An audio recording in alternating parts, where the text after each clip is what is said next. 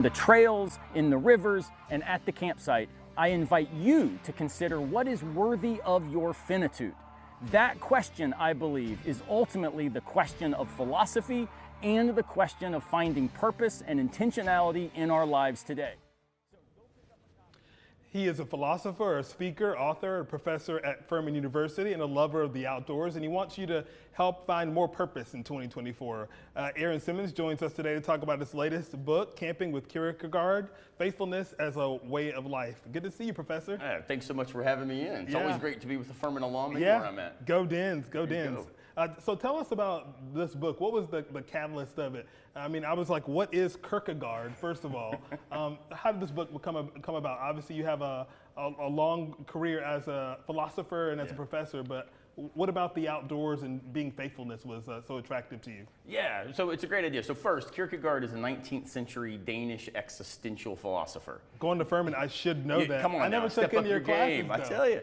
No, so the book is less about Kierkegaard, and I'm more using him as a way of kind of framing what the book is engaging. So the idea is I've written, 12 different books. They're all unreadable academic tomes for like 6 people in the world.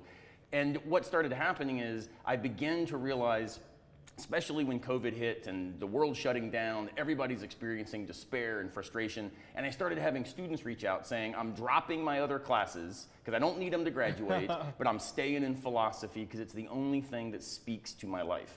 And I've been saying to students forever that philosophy is practical, right? You tell them, hey, drop all those other classes. Well, philosophy is where it's I don't necessarily tell them that, but I have tried to encourage parents. Philosophy is not abstract and disconnected. It's about how do we navigate life well. Because all your parents are always like, well, what are you going to do with that? What are you going to do with it? But if living a faithful life and being happier in it, I mean, that's the major you want to sign up for. That's the goal. And so what I did was wrote this book as basically a kind of story about my own transformation from somebody who was committed to success, making sure I was checking those boxes, doing everything that I need to do for the next thing, but it ended up leaving me empty.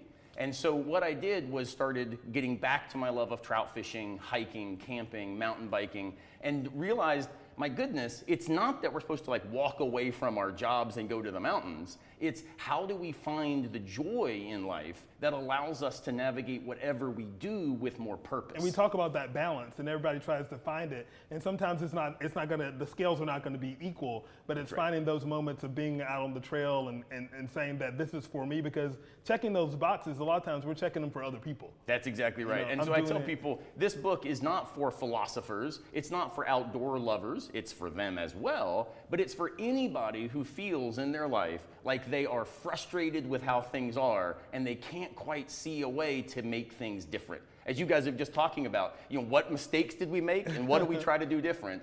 This whole book is committed to the idea that we are who we are becoming.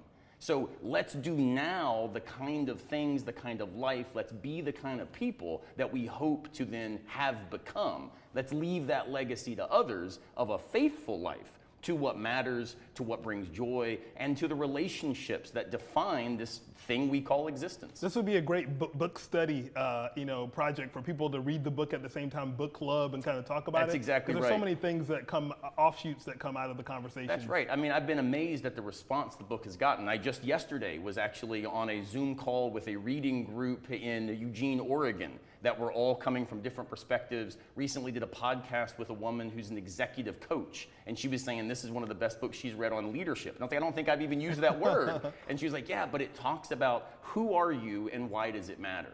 And so the question of the book is, what is worthy of your finitude? And finitude's another one of those fancy Furman words, right? I was like, what did he say, finitude? It just means we are vulnerable. Right? We can be hurt, we break, ultimately we die. So given that you don't have an unlimited amount of time, what can you do with the time you have? And how can we make that matter? And this is a perfect conversation to be having as we're embarking on a new year and people are all trying to make plans about things they have to do, things That's right. The bottom of the list are the things that we want to do. That's right. And my thought is we should have those logistical questions, right? If you want to be an attorney, well, you probably should go to law school. So I am not at all opposed to people being successful. I'm worried about the idea that we have a narrative so often in our culture that only if I've checked all these boxes does my life matter. And this is a book that tries to say, wait a minute, worry about logistics, but also ask, who am I becoming? Am I okay with myself? Right. I just wrote a post yesterday, actually, on my Substack, where I compared Kierkegaard, this existential philosopher, to Jay-Z. And Jay-Z's got this line in one of his tracks where he says, "Baby, I'm good."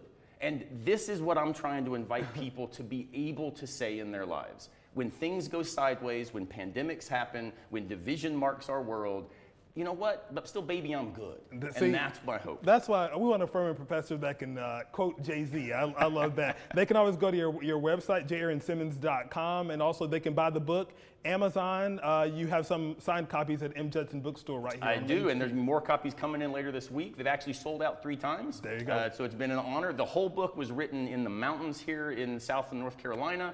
The videographer I worked with who did the bumper for the book is actually Andre Suttles, a Furman alum, lives here in South Carolina. Keeping it local. This is a local book, and it's one that I'm super proud of. I hope people will check it out. Awesome. Thank you so much. We'll put all this information at our website. Happy New Year to you, and come back and see us again. To you as well. Go Thanks so Den. much.